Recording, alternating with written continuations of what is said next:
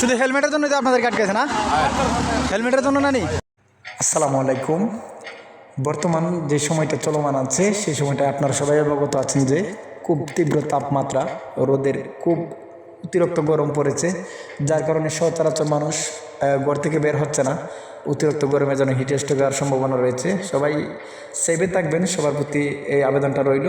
সচেতনতা চলাফেরা করবেন। বিশেষ করে আপনারা অবগত আছেন যে বাংলাদেশ পুলিশ এই এত তাপমাত্রার মধ্যেও কিন্তু রাস্তার মধ্যে দাঁড়িয়ে দাঁড়িয়ে ডিউটি করে। কেন করে ডিউটিটা? দেশের জন্য করে, দেশের জনগণের জন্য করে, আপনার জন্য করে। আপনারা অনেকেই আছেন যারা মোটরসাইকেল চালান অথচ হেলমেট ইউজ করেন না। দেখতেই পাচ্ছেন ভিডিওতে, হেলমেট যাদের নেই তাদেরকে এখানে আটক করা হচ্ছে এবং হেলমেট নিশ্চিত করা হচ্ছে হেলমেট ছাড়ার জন্য রাস্তাতে কোনোভাবে বের না হতে পারে। এই বিষয়টা কিন্তু বাংলাদেশ পুলিশ নিশ্চিত করার জন্য চেকপোস্ট বসিয়েছে।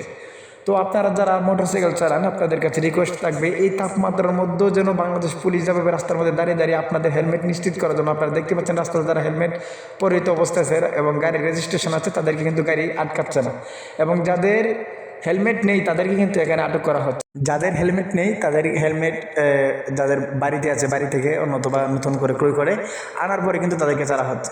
তো বিষয়টি আপনাকে নিশ্চিত করতে হবে, পুলিশ আপনাকে কতদিন পাহারা দেবে? এজন্যই আপনার সেভের জন্য অবশ্যই হেলমেট নিয়ে বের হবেন। সবাই আমার জন্য দোয়া করবেন, আমি সবার জন্য দোয়া করি। মহান রব দেশ ও দেশের মানুষের স্বার্থে আমাদের ইসলামকে কবুল করুক, আমিন। আর আমার জন্য বিশেষ করে দোয়া করবেন। ভালো থাকবেন সবাই। আসসালামু আলাইকুম।